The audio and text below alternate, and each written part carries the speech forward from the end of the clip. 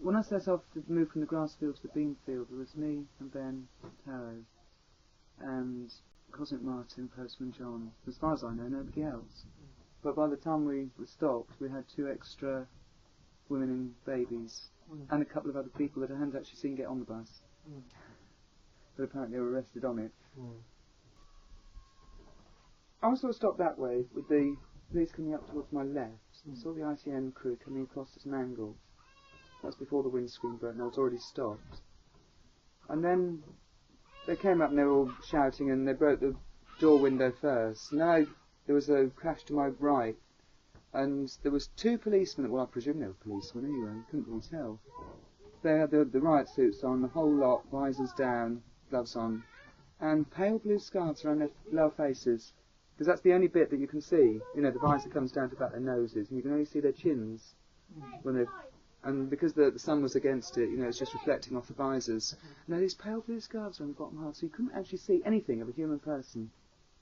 And they were breaking my window with a spike about 4 foot long, that round, you know, sort of pointed, which they did break. And as it came through, the windscreen came through, and I went back, and it came through right where my head had been. And that, but it was the fact that they were all covered up. You couldn't see who they were or what they were. They could have been robots. Well, spooky. But nobody else has ever noticed the pale blue scarves. Nobody else sort of witnessed that. But they were obviously totally in disguise because they intended to do serious damage. That's what I felt. And that was scary. If it hadn't been for the ITN crew who'd just come up that road, I dread to think what would have happened. Stop! Get here! Stop it! Out! All right! Stop! We have babies in here, very small babies! Just wait! All right. Let the ladies come out. Can I just talk just a minute? I've got 3 babies in here. Bring the ladies and children forward, please.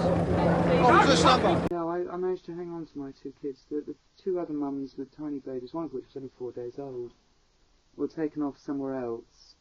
And I was taken away with carrying Tara, who's only 10 months old then, and my son Ben, who was 14 at the time. I managed to hang on to both of them, and we were taken to a transit and waited on the road for half an hour or more before being taken to Amesbury. And I was actually released about 12:30, early next morning, on the 2nd of June. But I was one of the lucky ones. Other mums had their kids taken away from them. And in some cases didn't get them back for 2 or 3 days. And the social services in Wiltshire were actually very good. You know, they tried hard to keep mums with their babies and get everybody back together. But Hampshire decided they wanted to hang on to the kids and dressed them up in nylon dresses and fed them sausages, you know, vegetarians and things like that. And it was quite horrendous, really, that you could treat children like that. And they're supposed to protect them. Good things well, please. But I was lucky. Managed to hang on to them. I've lost my home. The police have impounded my bus. I don't know why, because I haven't done anything wrong with it, and they won't release it. They won't even let me go onto my bus to get my kids' clothes, toys, or anything like that. I mean, it's just outrageous. I mean, we've got absolutely nothing. I finally got my home back after a week, and this is the sort of state I find it in, and normally I'm not an untidy person. This is my baby's bed that he was asleep in when the police broke the window, and the front of the bus, I mean, mine was probably the best bus on the circuit, and it's just been totally wrecked. We had to hotwire it to get it here because the ignition's been taken out. Where do I start to clear it up? You know, all this damage, and I mean, in fact, the only thing that works is the windscreen wipers. I haven't got a windscreen anymore. Oh, this is ridiculous.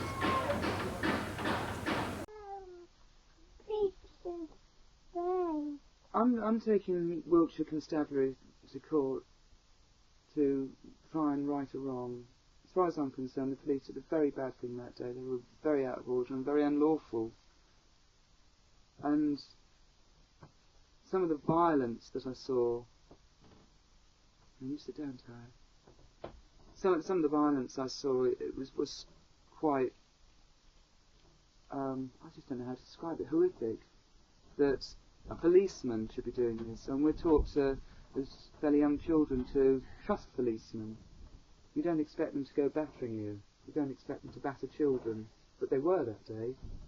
And I want to show the whole world that policemen do that sort of thing occasionally. And then maybe people will believe it and try and stop it. It's only by the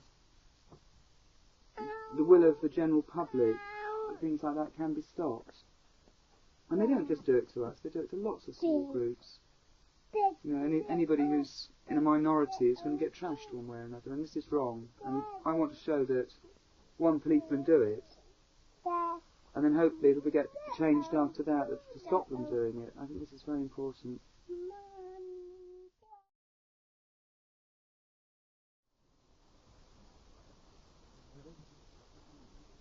This is Wild Track. What site's this? Winchester site.